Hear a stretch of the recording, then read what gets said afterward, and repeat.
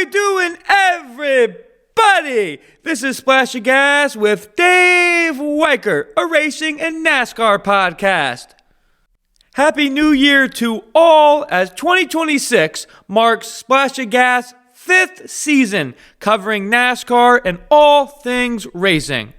So thankful for each and every driver we had last year in 2025. Super excited for what 2026 will bring. What a time was had out in Tulsa for the Shootout, the Mecca of the micros. Notable drivers are Kyle Larson, Kyle Busch, Brexton Busch, Blake Hahn, Brent Crews, Wyatt Miller, Thornton Jr, Briggs Danner, Snyder Jr, plus many others, all look to battle it out for a coveted Golden Driller trophy. Recap and review of all the racing from Oklahoma, yellow flag, green flag. That's not all. Discussions with Dave breaks down all the recent NASCAR news, and boy, was it exciting. Paint scheme of the week, NASCAR History Time Interview with Corey Day, plus preview and predictions for the Allentown Indoor Race. That and so much more on this season premiere of the first episode for 2026 for Splash of Gas. As always, we continue to be sponsored by Magical Travel with Dave, aka Disney Dave Weicker, my father. He will be able to help you with all your Disney and Universal vacation needs. He can be reached at DisneyDaveW@Verizon.net. Please make sure you continue to follow and share all the Splash of Gas social medias. Facebook, Instagram, and YouTube are all Splash of Gas with Dave Weicker. Now for the Tulsa Shootout recap. A fierce week of racing would conclude Saturday evening out in Tulsa, as the Golden Drillers will be finally given out to the winners. We'll do a race recap for the winged and non-winged Outlaws, the two big main events. Still wanted to touch on the winners and runners-up for the other four classes. Stock non-wings will be won by Colin Hutchinson. Brock Bereth and Briggs Danner round out the top three. A-class, first to cross the finish line would be Jet Yantis. He would be disqualified for an illegal motor. Frank Flood would be scored the winner. Dason Pursley second, Garrett Benson in third. Restricted, Braxton Velascana is in first, Bryson Roush second, Chase DeMarco third, son of Kyle Larson, Owen Larson finishes fourth, Kyle Busch's son Brexton finishes 10th. In the junior sprints, Jack Whitmer would grab the checkered flag and the Golden Driller, Grayson Graham second, Stetson Strupp in third. Now for the recap from the Tulsa Shootout, the Winged Outlaws. Dason Pursley in the 86 alongside the 00 of TJ Stark would lead the pack of 24 to the 30-lap main event for the Winged Outlaws. Jeffrey Newell and Clinton Boyles on the second row. There would be two early cautions in the first 9 laps. Pursley would prevail in first. After the second restart, Kyle Larson would get past Jeffrey Newell for the second spot. 15 to go as Pursley continues to lead on the inside as Larson rips the cushion on the high line in second. Restart with 12 to go sees Pursley to the lead with Larson hot on his tails as Newell and Snyder Jr. continue to attempt to hunt them down in third and fourth. 5 laps to go. Dason Pursley still leads as Larson tries to take swings at the lead. Coming out of turn 4, the two make contact. Larson gets caught in the cushion going for the lead. Newell and Snyder Jr. get past for second and third. Could they catch Pursley? No, they could not. Dason Pursley in the 86 goes on to win the Golden Driller in the Winged Outlaws. Snyder Jr. second, Jeffrey Newell in third, Kyle Larson fourth, and Emerson Axon rounding out the top 5. What an exciting race. Now for the recap for the Tulsa Shootout and the non-winged Outlaws. The one everyone has been waiting for the whole week, the main event, 55 laps for the non-winged Outlaws. Jonathan Benson in the 14 and Tanner Thorson in the 32 take the 24-car field to green. Emerson Axum and Frank Flood on the second row. After 2 cautions and 12 laps, sees Beeson continue to lead after another restart. 30 to go, Beeson leads with Axum continuing to try to hunt him down in second. 20 to go, Jonathan Beeson continues the lead strong in first. Jeffrey Newell will work his way to second. 10 to go. The same pair run in first and second. Could Newell catch Beeson? 3 to go. Beeson still leads. Checkered flag. Jonathan Beeson wins the non-winged outlaw main event and the Golden Driller. Jeffrey Newell in second and Chris Andrews in third. Ty Gibbs finishes the main event in 13th. Quick look back at my predictions. And they were not good to say the least. Definitely got to stick to my asphalt predictions first and hopefully get better at the dirt side of things. Went with Blake Hahn, who we interviewed last week. He has 9 Golden Drillers already under his resume. Blake, unfortunately, does not qualify for the main event. Same thing with my prediction for the non-winged Outlaws. I went with Young Money Kyle Larson. He doesn't even make it. Hope to rebound on my predictions when we make them next week for the Chili Bowl. Yellow flag, green flag from the Tulsa Shootout. Yellow flag to me first. Just mentioned how bad my predictions were. I also, on my preview episode, was talking about how 2025's winner, Christopher Bell and the non-winged Outlaws, would be in this one. He was not. He was getting ready for the Chili Bowls. Didn't realize that. My apologies, reporter error on that one. Yellow flag at the Tulsa Shootout. We thought Jet Yantis walked away with the Golden Driller in the A class, but after inspection, he was disqualified for having an illegal motor. In an event with so many entries, with everything, that is exactly why they do these inspections. Some of the rumors I've been hearing around the garage is that Yantis' engine wasn't even close. Not 100% sure about that. Still, nonetheless, it was enough to disqualify him. Yellow flag to him. Green flag, Tulsa Shootout. Gotta give it to the non-winged winner, Jonathan Beeson. Before this year, he last won a Golden Driller in 2016 in the stocked non-winged division. 10 years later, he's back on top, winning the top prize of the non-winged Outlaws, leading the entire 55-lap main event. Way to keep it going. Now for trivia question time. This episode's question is, which NASCAR Hall of Fame driver holds the record for most consecutive victories in the Southern 500? Answer coming at the end. Now for Discussions with Dave, Part 1. Quick recap and watching the Tulsa Shootout.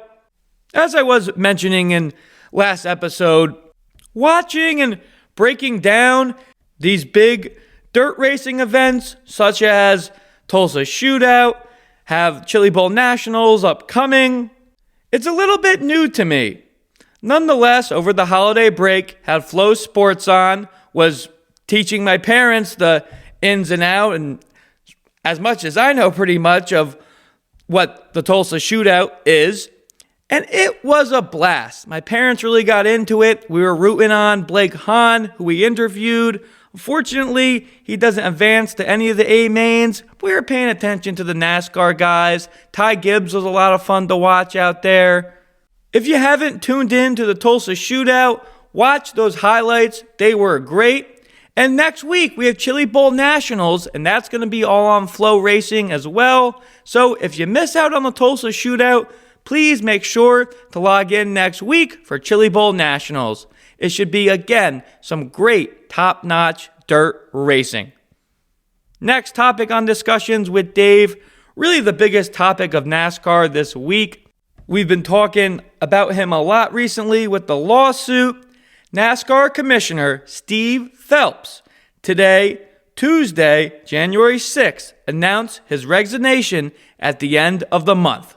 When we were going in the ins and outs of all the intricate details and pieces of evidence that we had on both sides, on the NASCAR side, specifically highlighting Phelps, and of course on the 2311 and front row racing side, Phelps was right in the fire.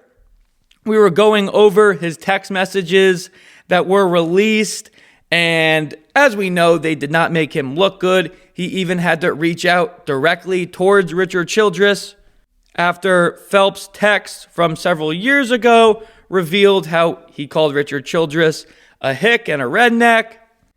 Additionally, that Childress was made famous by the sport. As we've been mentioning, those texts and the evidence that 2311 and Front Row Motorsports has been bringing up against NASCAR, and Steve Phelps as a commissioner was really taking the brunt of that. Johnny Morris, the founder of Bass Pro Shop, was released a very pro-team ownership 2311 Front Row Motorsports side, which his statement was released towards the end of this court stuff. And Morris, along with the support from a lot of people in NASCAR, really wanted Phelps to resign. In the end, it didn't happen right away, but now we know Steve Phelps is no longer the commissioner of NASCAR. If you look at it on Phelps' point of view, I mean, I get it. He's been in the sport for nearly 20 years now. He's seen it all, has seen the sport go from 36 race point system to the current chase and now the playoff system that we have currently. There's been a lot of talk recently of changing the playoff system. Seems like this lawsuit also took a lot out of Phelps. It did not make him look good by any means. Would put him in a bad situation when having to argue and defend NASCAR on continuing deals against these teams. Just a tough one to come back from. I was a little bit surprised of the timing of Phelps' resignation. Thought if something would have happened, it would have happened in the couple weeks after NASCAR and the teams made the settlement. Seems like Phelps discussed everything with his family through the holidays, and he came to this conclusion. We'll see how the rest of the pieces fall in the coming days and weeks to the start of the 2026 season. Next part on Discussions with Dave, Part 1. We were talking a couple episodes ago. IHRA purchased Memphis Motorsports Park. They make another splash, purchasing Rockingham Speedway with a long-term vision at The Rock. Big fan and 2 thumbs up for the IHRA making these investments into already existing motorsports facilities. We saw last year when NASCAR returned to The Rock with the Truck Series and Xfinity Series, created great racing, exciting qualifying with how fast they were going out there. The IHRA puts an emphasis on their long-term vision at The Rock and continue to host top-of-the-line motorsports events. Next topic, more silly season news, this time on the top of the pit box. Starting with the O'Reilly Auto Parts Tour, Matt Weber is promoted to crew chief for Jeremy Clements Racing. Matt Weber, a longtime engineer in NASCAR with various teams, was added on mid-season last year to Jeremy Clements Racing after the shutting down of Our Motorsports after Dover.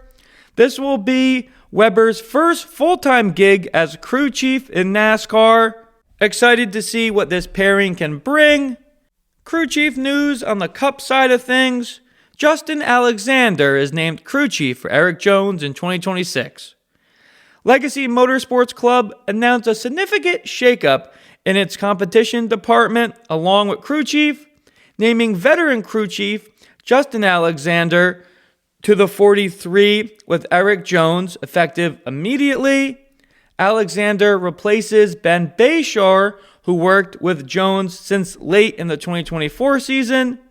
Bayshore will remain with the organization, moving into a role of Director of Race Engineering. Legacy Motor Club also announced other leadership moves, naming current Chief Financial Officer Scott Rogenbauer to its new Chief Operating Officer. Rogenbauer brings prior executive experience from similar roles with Haas S1 and ABC Technologies before joining Legacy Motor Club last year. On track in 2025, we saw Legacy with John Hunter Nemechek, Eric Jones make strides. With these changes, can they crack into victory lane in 2026? We will see. And that wraps up Discussions with Dave, Part 1. Now for our interview with Corey Day. Here's what Corey had to say. Next guest we bring on the Splash of Gas has been tearing it up on the dirt track recently, and he will be full-time in the NASCAR's O'Reilly Auto Parts Series for Hendrick Motorsports. Corey Day. Thanks for joining the show again, Corey. Yeah, thanks for having me. Yeah, of course. Hope you had safe travels back and forth from Australia. Looked like a ton of fun down under. World-class competition out there as well. You get right to it on the first night, starting 28th, and coming out with a P2 finish. How were you able to make all those passes? Looked like you were flying out there. Yeah, the Perth Motorplex is a lot of fun. It's just, really wide and, allows you to kind of have those runs if you have a good enough car and, if everything works out, just kind of getting through traffic. So, yeah, it's just, a lot of fun.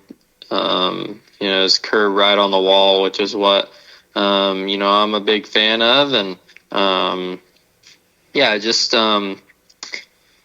think with the local competition, the curb was pretty tricky to run that night. So a lot of guys, in the back at least, up until I got to the top 10, were around the bottom. And, I was, pretty much like smooth sailing up there until I probably got to maybe 8th or 9th place. And then I, had to finally slide someone. But up until then, I was just, driving around the outside of everyone. So, yeah, it was a lot of fun. It's always fun when you have, a good enough car to do that. And, you have a racetrack that allows it. So, a lot of fun down there. Cool. Thanks for touching on that. Definitely looked like a lot of fun there starting on the first night. After a P2 finish on Friday, you're back in the seat Sunday, starting the A feature. You start the A feature fourth. You battle Caden Manders for a number of laps for taking the lead on lap 9. A late race restart, sees you retake the lead from Manders shortly after. How were you able to prevail on the final restart there Sunday night? Yeah, I think, the restart rules in Australia are a little bit different. I kind of took off around the top there because in the States you have to, not follow the car, but you have to be you can't be side by side passing the cone on the front straightaway. You kind of have to be like in line with the car in front of you. So it really doesn't matter what you do, like if the leader gets a good restart or not, because second place is just going to have to yield to you. But in Australia, you can, be side by side as long as you're not ahead, just like he was. So, that kind of surprised me. I didn't really expect him to be there.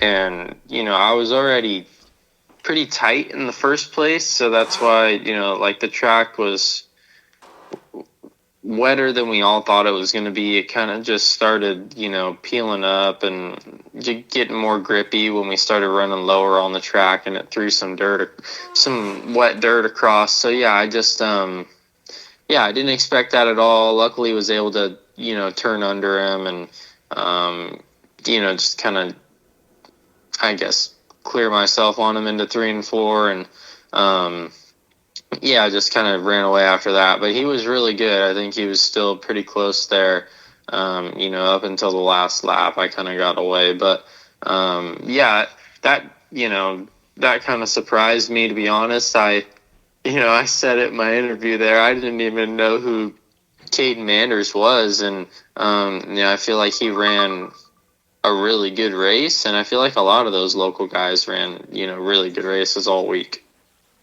Got it. Didn't realize those specific differences on the restarts, but thanks for touching upon that. Saturday was again fierce competition. Out front, Buddy Cofield, Brad Sweet, and you all lead laps, and you're leading the latter part of the race there until Buddy takes the last 10 laps. You finished P4 Saturday, knowing the finale for 110,000 was the following night. How were you feeling? Yeah, I was a little mad at myself after that race. I was, leading, and I didn't think we had the best car, but I thought we definitely had a good enough car to win. So, yeah, just got the fence there behind a lap car and, killed my momentum, and that was enough for Buddy to get by, and then just made, a bad move on a late race restart, and then kind of got, put myself in a bad spot and lost 2 more spots. So, yeah. A little mad at myself. I pride myself on not making those mistakes because that's what happens when you make those mistakes. So, I knew going into the final night, we still had a really good car and, we were high point guys. So that was all good. And I just had to look forward to that. And then, I just, like I said, I don't make those mistakes anymore. I pride myself on, doing everything I can to not make them. And, I did. So, I was a little upset at myself. But, I still knew that we would have a good shot going into final night. Got it. That's racing sometimes, but really do appreciate the honesty there. Then just to the main event on Sunday night for that grand prize there. You and Larson were taking turns at the top spot. Unfortunately, you have a tire issue late. But you stay a little bit longer in Australia, nabbed the win in Perth on the 2nd of January. You're running a car for Caleb Williamson. Just as a whole, main event and then throughout the weekend as a whole, what was your experience racing in Australia like? Yeah, it was a lot of fun. It's their summer down there, and Perth. The town is really close to the beach. So, away from the racing stuff, my girlfriend Ashlyn and I had a lot of fun just in, Australia in general, just, getting to go hang out by the beach and just met, some really good people, my car owners. And then, Ashlyn and I met some good people that, we'll keep in contact and, we'll look forward to going back and seeing them next year. So that was a lot of fun. And then, the Perth Motorplex is, just a lot of fun to be able to race at. And, I was super fortunate to drive a really nice race car, which is, all you can ask for when you fly all the way across the world to go racing is, you hope you're going to drive a nice piece. And, I was. So, just super thankful for the opportunity. And, it's pretty cool to be able to, fly all the way across the world to go race cars. That's, what I've dreamed of doing since I was a little kid is just, being a race car driver full time. And, it's cool to say that's my life now. Awesome. Yeah, definitely looked like a lot of fun down there, and glad you were able to get some sightseeing as well. Keeping it on the dirt side of things, was covering the Tulsa Shootout last week, and next week is Chili Bowl Nationals, also in Tulsa, Oklahoma. You'll be driving the 41 for Willie Kane. Always big names, including yourself, coming out to this one. Besides, of course, winning, what are your goals for next week in Oklahoma? Yeah, I think, it's, this is our second year in a row coming off winning the Turkey Night, which is the last race of the year for all the midget guys. So, you definitely go in there with, a lot of confidence after that. And, I think, 2020, I guess 2024 Chili Bowl. I feel like we had, one of the best cars, if not the best car, all of the USAC midget swing in California. And then, we went to Chili Bowl and just struggled really, really bad. And, still ran okay, but, not like the year before where, I ran third in 2024. So, yeah, I think just, biggest priority for Willie and I this year is to just, dial in on our race car on practice day. I feel like last year we, it's always hard to get a read on the track on practice day too. It's way different than it is, for your prelim night. But I just feel like we, last year we just thought we were okay and thought the track would come to us. And, I did the opposite. So it just kind of caught us out, on race champions and on our prelim night. So yeah, I think biggest thing is just, dial in on our race car and, make sure that we got that taken care of. And then, after that, it's kind of just, look at the draw at that race with, the pill draw kind of deciding your whole week. So you kind of just control everything you can control. And, like I said, the biggest thing for us will be getting our race car good on practice day. And, if that happens and, I control the things I can control, I think we'll have a good week. Got it. Get into the specifics, and just like we saw last week with the shootout, that track can really change quite quickly. So appreciate you touching upon that. Last time we spoke, your plans for 2026 were still up in the air. Now we know you'll be full-time in the Hendrick Motorsports 17 on the O'Reilly Auto Parts Tour. We've talked about your excitement joining Hendrick when we spoke in the fall. What were you feeling when you got the call to go full-time in the O'Reilly Tour next year for Mr. H? Yeah, it's super cool. I think last year taught me a lot, just running so many different disciplines of cars and, counting sprint cars, are in 5 different race cars last year multiple times. So that's, I guess 6 if you count a midget actually. So yeah, just, was super busy last year and, had a lot of fun doing it for sure, but I'm definitely ready to, just focus in on one thing full time and, be with one team and just, I'm super excited to say the least. Just, I don't think I could be at a better place to, pursue my NASCAR dreams and, super fortunate, super blessed to have the opportunity and super appreciative of, Jeff Andrews and Jeff Gordon and Mr. Hendrick, just everyone that, believes in a dirt sprint car kid as much as they do. So, I'm going to, give it my 110% or however much I can give, just trying to be the absolute best that I can be. And, we'll see where it goes. Got it. Can't wait to see you in the 17 for a full season this upcoming year. And that starts with Daytona. A little bit over a month. You run 11 Xfinity races last year, plus 13 truck races between the last 2 seasons. Daytona will be your first super speedway. What are your goals for that one? And are you excited for Daytona? Yeah, I'm excited. I think it's a super cool opportunity to race Daytona 500 weekend. I'm excited for that. It'd be first super speedway. So I'm going to, I'll get back to Charlotte here after Chili Bowl and, start studying as much as I can for this super speedway stuff. It's, not like regular, I guess, racing where you're just kind of chasing the grip of the tire. And, I learned, I guess, the whole aero side of things this year.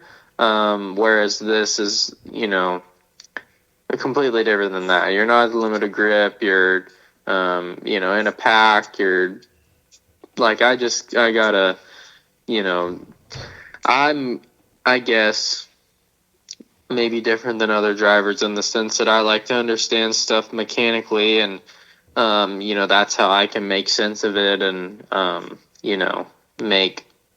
make it work in the seat, I guess you could say. So that's how I've always been with the sprint car stuff. And honestly, that was a struggle for me this year because I don't have a freaking engineering degree, so it's hard to understand some of the stuff that goes on with the setup of these NASCARs. So yeah, just understand it as much as I can, and how the draft works and how to position yourself and what that does. And I think for me, the more I understand that, the better I'll be. So I'll just go back to work here pretty quick, and go as hard at it as I can to be as ready as I can be.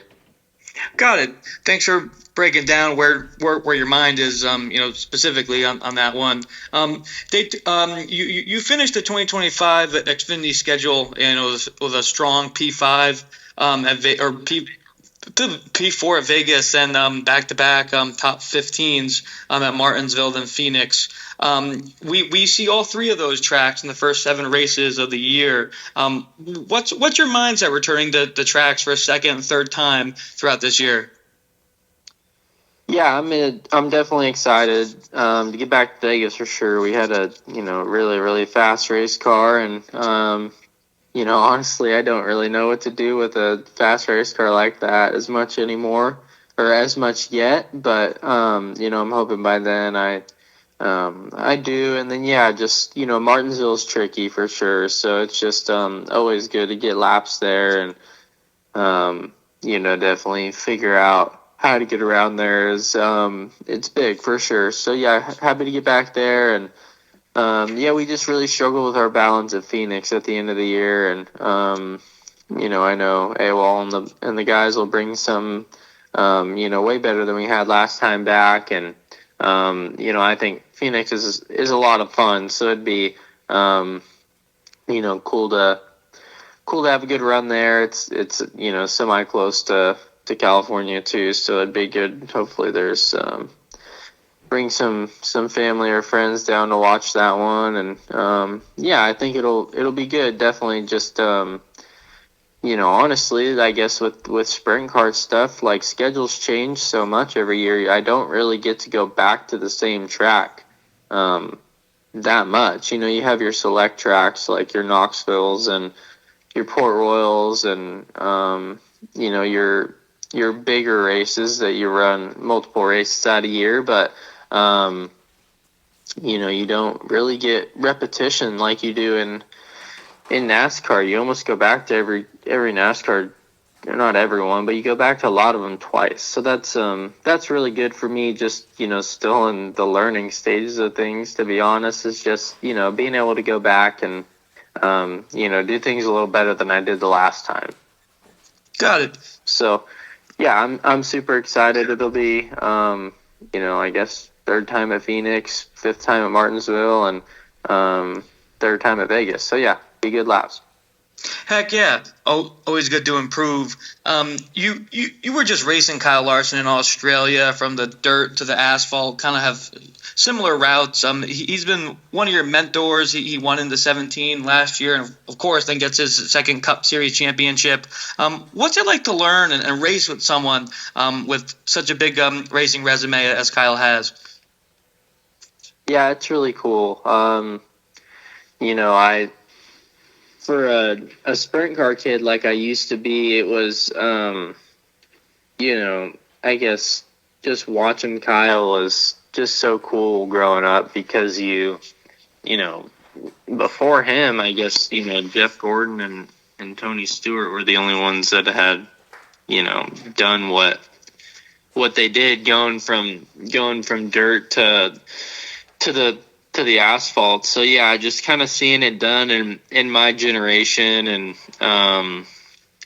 seeing how he did it with I guess all the races being live streamed, and you can go back and watch all Kyle's old races on YouTube, and just it was just super cool to watch him, and He grew up in California and raced sprint cars just like I did. So it was just cool knowing that you have a chance at it, right? So just, yeah, I think that was, for me, like being a young kid, like in 2020 when he came and ran sprint cars for that full year, it was, for me, it was awesome. I got to watch him, race sprint cars all year. And, honestly, I studied the crap out of Kyle. Just, he's the best in the world at it, right? Why would you not, study as much as you can? So, yeah, just super cool that, that was, I guess, 6 years ago now. And, now I race for the same team he does in NASCAR. So, yeah, kind of crazy how fast things change. And, yeah, just, cool to be a part of the ride. Awesome. Yeah.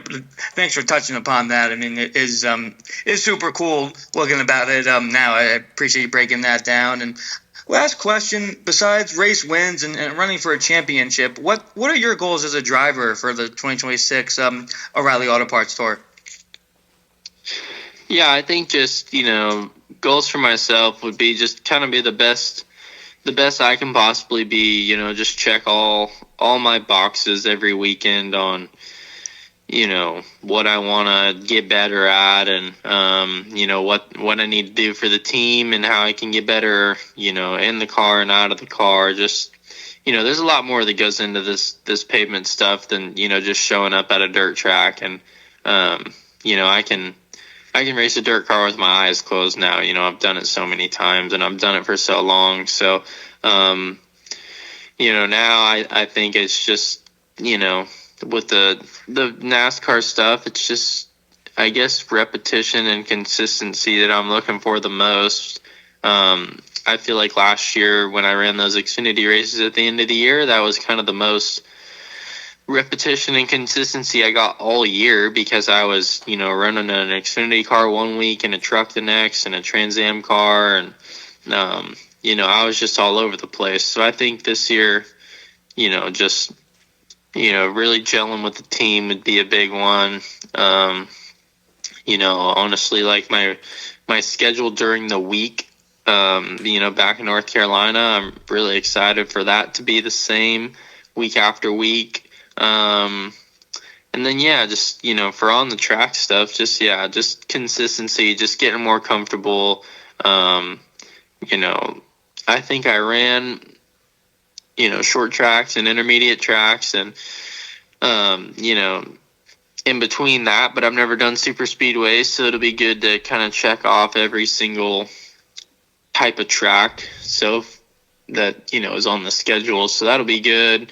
And then, yeah, just kind of, see where it takes me. I think, there'll definitely be curveballs thrown at me and, I just gotta be ready to catch those. So yeah, just, I'm super excited and, I think just be the best Corey Day I can possibly be.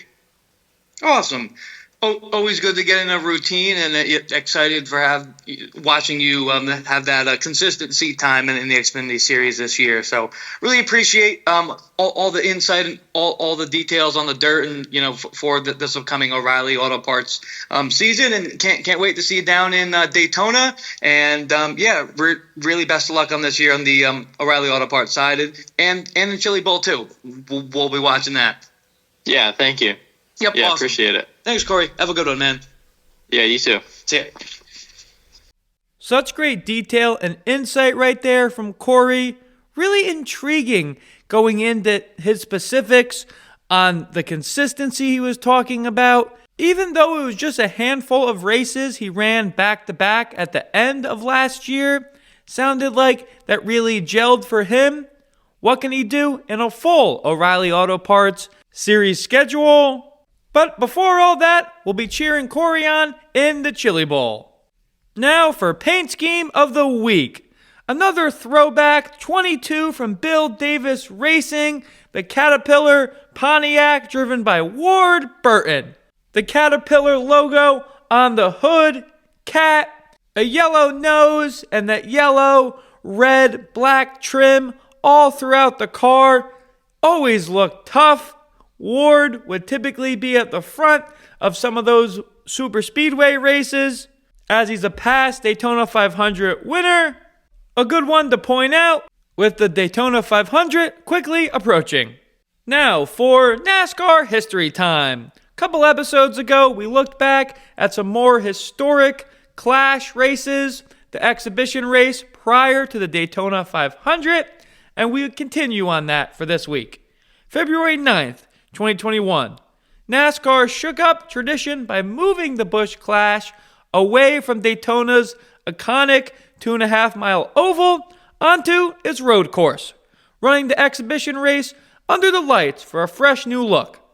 The change delivered great drama as the field charged through the final lap. Chase Elliott and Ryan Blaney were battling fiercely for the win.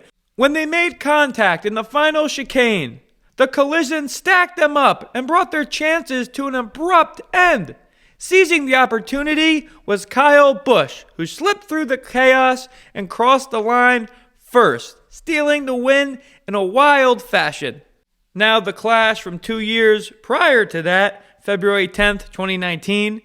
With just 20 laps remaining, the 75-lap exhibition race, Jimmy Johnson then made contact with Paul Menard, triggering a massive multi-car pileup that reshuffled the field.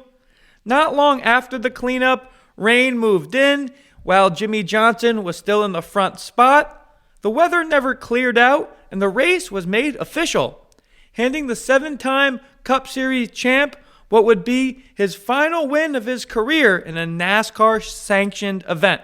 An unexpected and fitting dramatic final trip to victory lane. Now for Discussions with Dave, Part 2. Ty Gibbs explains why he's coming back to the Chili Bowl in 2026. Ty is fairly new to dirt racing, and I mean, it was only a couple years ago to where Joe Gibbs Racing changed the rule with their drivers being allowed to do off-season dirt racing. And Ty, Joe Gibbs' grandson, had jumped right at the bit. We saw him run Chili Bowls last year. As we were just discussing in the non-wing Tulsa Shootout recap, Ty finished 13th. And most importantly, Ty Gibbs is having fun. He said in an interview on Flow TV that he's enjoying every second of the Tulsa Shootout and Chili Bowl last year, which he's returning to again. Excited to see top Cup talent like Ty in these events, even though he's not like a Christopher Bell, Chase Briscoe, Kyle Larson, Corey Day, who grew up on dirt. Excited to see what Ty can do at Chili Bowls next week. More news on the ARCA side of things was announced that Gus Dean, past Daytona ARCA winner handful of seasons ago, will be back in the ARCA seat for the January testing, which will happen this upcoming Thursday and Friday at Daytona. He will be driving a Toyota for Nitro Motorsports. This is the first time that Dean will be in an ARCA car since August of 2024.